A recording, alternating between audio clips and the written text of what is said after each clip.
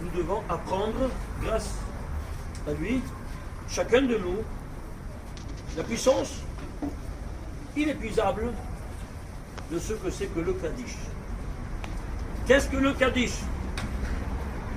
Ce n'est autre qu'un ascenseur de la Neshama qui élève la Neshama où elle se trouve chez son Créateur.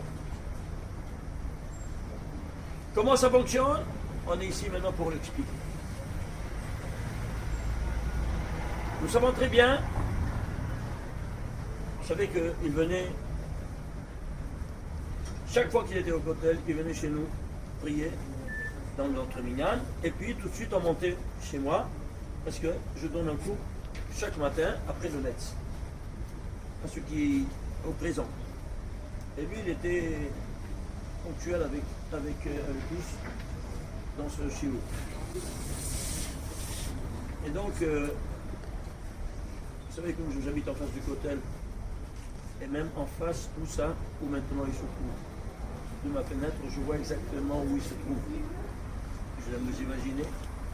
Je vois où il s'asseyait chaque matin, et je vois maintenant où il se trouve, en face de moi.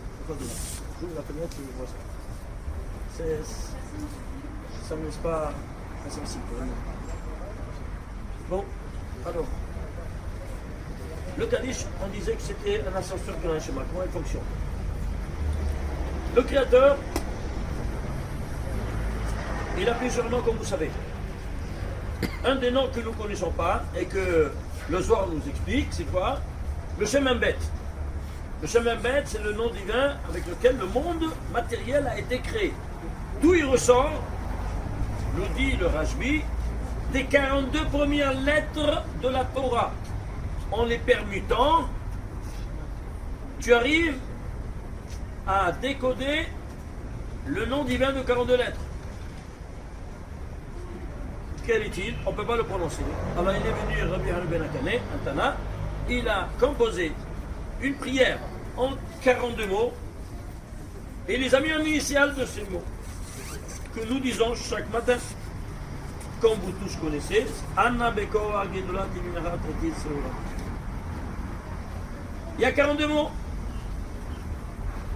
Et quand tu termines, tu extrapoles entre temps que tu le dis dans ta pensée les rachets des mots, les initiales des mots. Et ainsi, tu as évoqué le très saint nom divin qui t'a créé. C'est pour ça qu'à la fin, tu dis Baruch Shem Kevod Malchut Olam, parce que tu l'as évoqué. Alors, vous voyez tout ce sidour-là que nous prions? Toutes les prières sont formées en clé de 42. Tu m'en sais pas. Tu n'as pas étudié alors. Mais bien étudié, regarde comment ça fonctionne. Par exemple, Kabbalat al Malchut Shamaim, le jour de la réception du Seigneur, on dit comment? En disant le Shema Israël, comme tout le monde sait. Comme c'est dit dans le Gemara, Aser Brachot, pas 6. Et il te dit, tu dis le Shema, et qu'est-ce que tu fais? Eh bien, tu dis le premier chapitre. Le premier chapitre, Ve'apta, jusqu'à Obishadecha, il y a 42 mots. 42 mots. Vous voulez un peu, il faut voir ces choses-là. Passe-moi j'ai apporté ici. Normalement, on projette ces choses-là, mais c'est très important de voir ça parce que ça a beaucoup d'idées. Ve'lodomé tashma letahazé. Comme ça dit le Talmud Yerushalmi. Ça ne ressemble pas à ce que tu vois, ce que tu entends. Vous êtes tous d'accord? Alors, regardez ici. Ve'ata et Hashem Elokecha jusqu'à Obishadecha. Ça, c'est le premier chapitre. Il y a 42 mots. 5 versets. Les versets, regardez comment ils sont. Il commence Ve'avta, c'est un vav. Il termine avec un chaf. Le deuxième, vav chaf, c'est combien? 26. Deuxième verset, il commence par un vav, il termine par un chaf. 26. Troisième verset, la même chose. Quatrième verset, même chose. Cinquième verset, même chose. Est-ce que tu savais ça? Tu dois extrapoler dans ta pensée quoi? Dans ces 42 mots, l'initial et le final de chaque verset, 26, 26, 26, 26. Par 5, 130. Et alors? Eh bien, tu vas penser où tu as reçu la première fois le Malchut Shamaï quand tu étais au Mont Sinaï. Combien c'est Sinaï? 130. À travers la pensée, la kavana des rachets et mots de souvenirs de ces 5 versets, tu fais un saut en arrière de 3330 ans en arrière, dans le temps, dans l'espace, et tu te trouves comme pour la première fois, c'est quand tu as reçu un Malchut Shamaï. C'est clair? Attends, c'est pas terminé. Si nous disons par exemple, c'est 42 mots. C'est de la folie douce. On va prendre les lettres, la gématrie des lettres, des tagim et des voyelles. Vous savez qu'il y a plusieurs dimensions. Nous, on fait tout normalement. La gématrie, c'est des lettres. Mais aussi, deuxième niveau plus élevé, c'est les tagim. Et encore plus élevé encore, c'est les nekudot. Les points, les voyelles. Comment on fait? Mais c'est simple. Chaque tag, c'est un zaïn. Tu comptes et tu fais la gématrie. Et chaque... et les voyelles, ben, un point, c'est un yod. Un patar, c'est un vav. C'est clair ou pas? Un kama, c'est un point et un point et un vav. Un yod et un vav, ça fait 16. Tu fais la gématrie. Tu fais la gématrie de tout ça. Ça te vient quoi? C'est de la folie. C'est tout en 42. Ça, il faut voir ça, mais je ne peux pas rentrer dans les détails. Où se trouve cette page? Vous savez que chaque colonne de la Torah, elle est signée par 42. Comment ça? Il y a 42 lignes dans chaque colonne. Est-ce que tu savais ça, toi? Chaque colonne de la Torah, 42 lignes. Pourquoi? Chaque ligne, elle est animée par une lettre du nom de Dieu.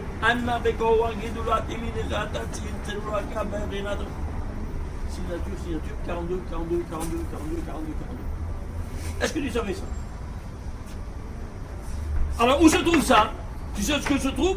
Dans la 210e colonne de la Torah. Pourquoi 210? Parce que c'est 5 fois 42. Pourquoi 5 fois 42? Parce qu'il y a 5 rigueurs, nous dit le Harizal. 5 rigueurs qui sont représentées par les 5 lettres finales. Man Safar. Même Sophie, nous Sophie, Bef Sophie, Rav Sophie, Tzad Sophie. Ce sont des lettres de rigueur. Alors, il te faut, pour neutraliser la rigueur du même, 42 colonnes d'histoire sainte. Le Noun, encore 42 jours d'histoire sainte.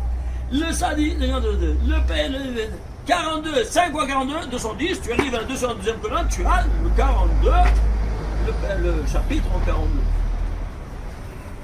Vous vous rendez compte? Est-ce qu'un homme il peut tenir compte en rédigeant toute l'histoire, en tenant compte de tous ces paramètres? Ah, franchement. Vous vous rendez compte? Ça, c'est une petite chose. Prenez la gematria. La gematria de tout ça. Si vous prenez la gematria de tous ces versets-là, tous 5 versets, ça devient combien? Ça devient 11 786. C'est quoi? C'est 42 fois 280 plus le 26 que c'est la constante mathématique du début de la fin. Et c'est quoi 280 fois 42? Ben, 280, c'est la valeur numérique de Mansavar des 5 lettres de rigueur. Que toi, à travers sa pensée, tu donnes un bang et tu les élimines. Tu les neutralises. Pourquoi? Parce que quand il y avait le Beth Amikdash, qu'est-ce qu'on a porté? On a porté les taureaux. Oui ou non? Des sacrifices. Alors, comment on dit le taureau? Par. Combien c'est par? 280. Tu traduis ça. Et c'est pour ça que le taureau, il a incarné toutes ses rigueurs. Alors maintenant, on n'a pas le taureau, on n'a pas le Beth Amikdash. On est taureau, on n'a pas le Beth Amikdash. On ne peut pas faire alors, Al-Piasot, on est Shalema, Parim, Sefatenu. On va payer les parim à travers Sefatenu, nos lèvres. Voilà, tu fais avec ça. Est-ce que vous comprenez, moi, ça fonctionne? Tu fais ça, c'est comme si on avait un taureau. Vous comprenez? Vous voulez voir ici votre... On a dit que le 42 t'a créé. Démontre-le-moi. Je te le montre tout de suite. Tout en patrimoine génétique est renfermé dans combien? Dans des cellules. Et chaque cellule est composée de quoi? De chromosomes. Combien de chromosomes il est renfermé tout en patrimoine génétique? Dans, tout le monde connaît, 23 paires de chromosomes. Oui, non? Très bien. Alors, on va ici. Prends le 23e mot de ces 42 mots. Ve'ata et Hashem Elokecha bechol levavcha ubechol nafshecha ubechol nodecha. Ça fait 10. Ve'ayu hadevarim ha'elle asher anochi 15. Ve'savecha hayom al levaver vishinan tam, ça fait 20. Levaner v'divarta, bam, 23. Combien c'est bam? Batman, 42. Ils sont chanceux, c'est barbu. Mais le 42, il fait le go. Il va être pas nishmatram, il souffle un souffle de vie. Qui c'est? Le nom 26. Il intervient, il te fait un souffle de vie. Ah, où c'est le souffle de vie ou le 26? Tu sais comment il est représenté? Par quoi? Par les voyelles du mot. Et ici, le mot bam, quelle voyelle il a? Il a un kamatz et un dagesh. Alors, kamatz, on a dit, 20 c'est 6, plus un point, c'est 10, ça fait 16. Et le dagesh, 26! Je tape marché, moi. Incroyable. Vous vous rendez compte? Alors, tu as le corps, 42. Il a ramassé la poussière de la terre, il a fait tout le golem, et il a soufflé avec par Baban Shmatrai. Alors, 42 plus 26, combien ça te fait? Non. 68. Très bien. Alors maintenant, tu vis, parce que tu as le corps et l'âme. Alors tu vis, comment on dit la vie? Chaim. Combien c'est Chaim? 68. Est-ce que tu piges comment ça fonctionne? Petit exemple. Prenons l'Amida. L'Amida. Le premier chapitre de l'Amida. Barour, de Barour, jusqu'à Magen Abraham, 42 mots. Tu le savais ça? 42 mots. La première lettre, Bet. La dernière lettre, Barour. La dernière lettre, Magen Abraham, même. Bet même, 42. Signature, donc toutes les dimensions. Dernière bracha, Barour, Shalom, Bet même. Yul Goali, 42 lettres. Signature, 42 lettres. Tu savais ça? Tu prends maintenant de Barour jusqu'à Shalom. Combien de mots? 714 mots. Pourquoi 714? Pas 714, c'est 17 fois 42. Pourquoi 17 fois 42? Je ne sais pas. Alors cherche dans la Torah le premier mot qui est Gematria 17, le grand mot qui est 17. Le premier mot qui est Gematria 17, c'est quoi? Tov. Alors je demande le Tov à la source du Tov qui est le 42. Alors imagine-toi si tu manges un mot, tu casses tout. Un mot que tu sautes dans l'Amida, tout s'écroule. Tu peux ajouter des requêtes personnelles, ça va, mais ces 714, ils sont d'office. On n'a pas compté le premier verset. Hacham Sevada Diktav Gilati Yotera. Pourquoi? Combien de fois tu demandes, toi, le Tov à la source du Tov? 3 fois par jour. Ça fait 1008. 3 fois 17, combien tu fais de demandes? Combien ça te fait 3 fois 17? 51. 51, très bien. Alors, c'est quand tu prends maintenant Hachem, c'est pas ta Rofi Agiti la terre. D'où il vient? Il vient de Tehillim, 51e chapitre, 17e verset. Tu piges? David Amélie, il savait qu'il y aura une destruction et qu'il n'y aura pas de corbanotes et que les Chazal, ils vont prendre ce verset, le mettre à la tête de toute la prière de Ramita qui est le correspondant des paris. Le Gadish, tout en 42. Regardez comment ça fonctionne. Alors, toi tu es doté de 5 degrés d'âme. C'est pour ça que tu les as salis, tu vas une fois à la laundrette pour enlever toutes les crasses de toute l'année, comme ça, et un petit coup. Combien de brins tu fais? 5. Pourquoi? Arvit, tu nettoies le nefesh. À Shachrit, le Roua. À Moussaf, le Neshama. À Minha, la Haya. Et Naïla, la Yahida. C'est clair? C'est clair? Et c'est là qu'ils ont pris les Arabes de faire 5 prières. Et c'est pour ça que nous, on les fait aussi 5 prières par jour. Comment? Qu'est-ce que Elle va Amida. Combien d'Amida tu fais? 5 Amida. 2 Shachrit, 2 Aminha et 1 Arvit. Oh, il va avoir celui qui touche, celui qui fait un raccourci. Oh, il va avoir, il a. Faites attention, s'il y a dans une communauté qui fait mal dans ça, et une seule, ça, oui, non. Mais eux, les Allemands, comme ça, dit à Bishimon Bar Yochai. Mais Gatsetz Banitiot. Il lui dit, c'est quand. Tavlé d'Elohim Bara, comme ça est écrit dans le Zohar. Ça lui convient qu'il ne soit pas né. Vous entendez ça? C'est lui qui fait une Amida. Ah, vous vous rendez compte? Alors, ceci étant dit, regardez maintenant comment est commencé le Kaddish. Alors, comment je vais prendre au moins ça à vous le montrer. Parce que c'est fondamental. Maintenant, les enfants doivent dire le Kaddish maintenant selon ce schéma. Voilà. Regardez. Alors, il y a 10 séphirotes, ce sont les 10 attitudes que le Créateur il a adoptées pour créer le monde. On va prendre les 3 de tête.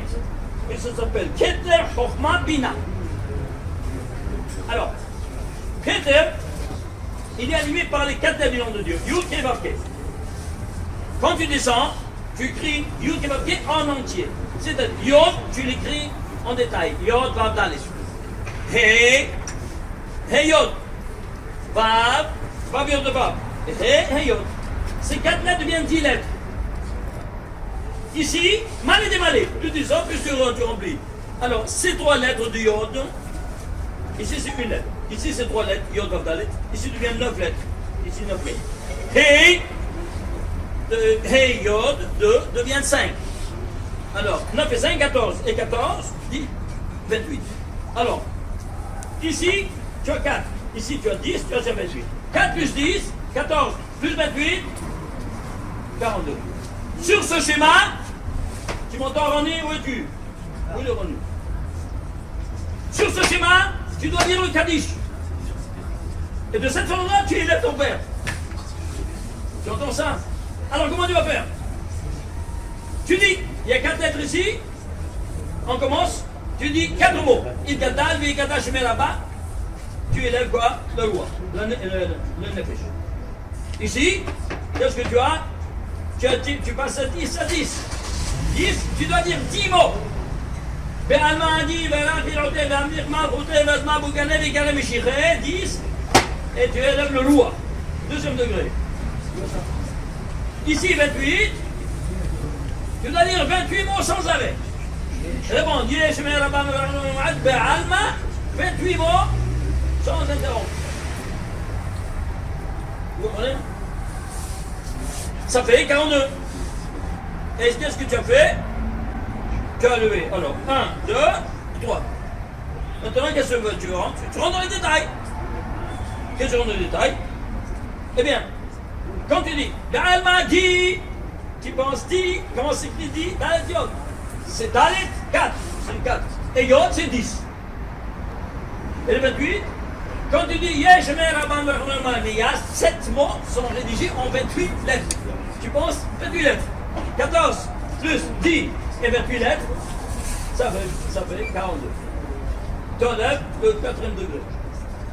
Le 3e degré, on est arrivé au 1. 4e. Le 4e degré. Maintenant, tu passes où?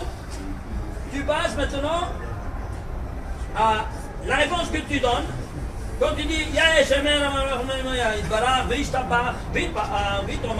combien de mots tu commences par Vav? Vishtabar, Vitpa'ar, Vitromam, Vitnase, Vitada, Vitale, Vitalal. Je mets jusqu'à Vitalal. Combien? 7 mots qui commencent par un Vav. Mêlé avec un évidenciateur jaune. Hein? Normalement, on le met majuscule. Il y en a qui n'ont pas fait parce qu'ils ne savent pas ces niveaux-là. Eh bien, tu prends un évidenciateur jaune, tu le mets en jaune. Et tu penses, c'est 6 et c'est 7 mots, 7 vavim en initial. Combien ça vaut le vav? Combien ça vaut le vav? 6. 6. 7 fois 6, 42. Ensuite, tu vas voir maintenant le premier mot. Vishtabar, combien de lettres?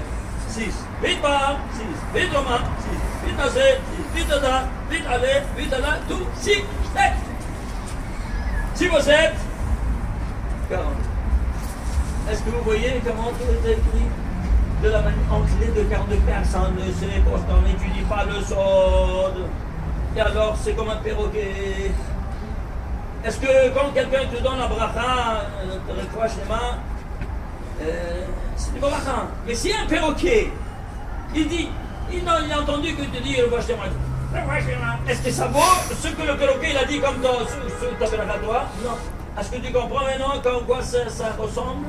Quand toi tu dis une prière comme un perroquet, c'est un mismo. Alors, ceci étant dit, une chose importante, vous allez voir ici, dans le livre, Veitromam, ils ont, c'est faux, hein, ils ont mis un vav, Veitromam, au milieu. Pardon, au milieu. Le vav. Et alors, il ne doit pas y avoir.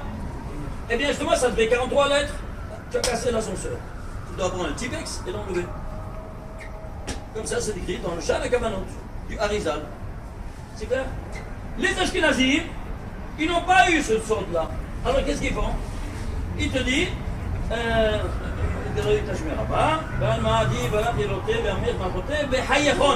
disent pas, aïe, aïe, aïe, aïe, n'est-ce pas? Ils ne disent pas ça.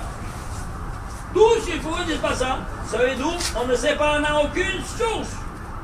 Aucune source. Pourquoi ils ne disent pas ça? Pourquoi ils ne disent pas ça? Malheureusement, tous sont allés à Auschwitz. On n'a pas, s'ils savaient, il n'y a plus personne qui peut nous dire d'où et pas.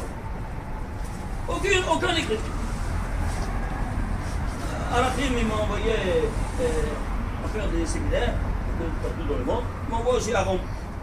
Je vais à Rome, j'ai dit, une fois, une année, j'ai dit, allons dans la grande synagogue de Rome pour faire la dernière prière avant de partir à la maison. Je vais à l'Alba et j'entends quoi? Le Chazan qui fait le Kaddish, comme les Ashkenazim, sans ces 4 noms. Oui, là, j'ai dit, je viens, quoi? C'est quoi ça? Comment toi, tu es Ashkenazi ou Sfaradi? Il me dit, je suis Romu. Ils sont là pas.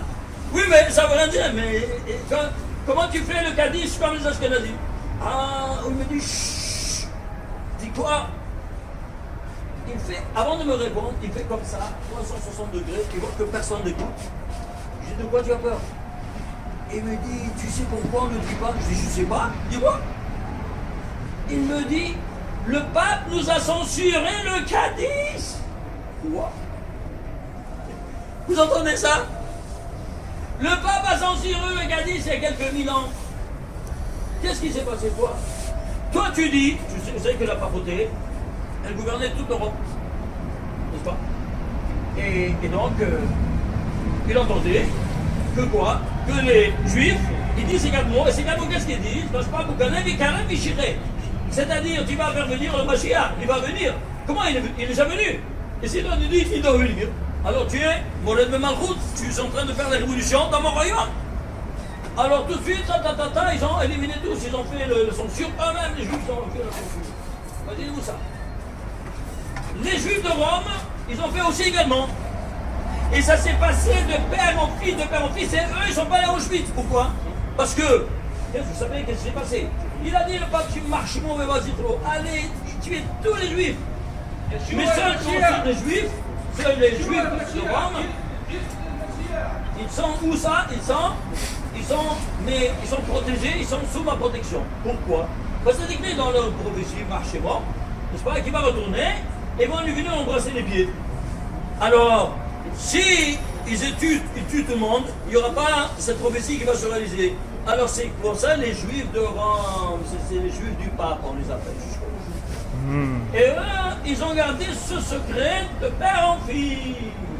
Vous avez compris maintenant? Je tabarre chez moi, quand j'ai entendu ça, j'ai eu la réponse.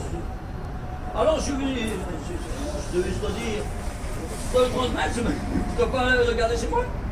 Voilà que ça s'est passé, qu'ils sont venus ici, des grands rabbins en vieille ville, et ils ont fait une réunion, et moi j'étais là-bas, on va faire parler au Raménachim. Et moi ça, on m'a dit le premier, il faut parler au Raménachim. C'est une bonne occasion. Et j'ai parlé, j'aurais dit, je me dis ça. Ouais, vous aurez dû voir les grands rabbins, ils étaient comme ça, les pauvres, à entendre les raisons pour lesquelles eux, ils ne disent pas, mais vous gagnez, À la fin, ils étaient complètement par terre. Et qu'est-ce que tu nous as fait maintenant? On ne sait plus quoi faire. Moi, grand rabbin de Yerushalayim, je ne peux pas moi changer maintenant le Yerushalayim. Ils vont me dire quoi? Tu es plus grand que les grands rabbins qui étaient avant toi. Et l'autre, le grand rabbin d'Israël qui était là-bas aussi. Et chacun, ils ne savaient plus quoi faire, tous les Ashkenazis. Chacham Shalom Cohen, il était là-bas. Il me dit, Natana à moi boum. Tu lui as donné sur la tête, ma mâche, il est écrasé. Il ne savait plus quoi faire. Parce que, qui dit ça? Le Harizal, il était Ashkenazi, de quoi tu parles? Tu casses l'ascenseur de l'Aliat Neshama quand tu n'as pas ces quatre mots. C'est pour ça qu'il ne faut jamais avaler ni une lettre, ni un mot, comme vous voyez. Surtout dans le Kaddish, dans chaque chose, dans l'Amida.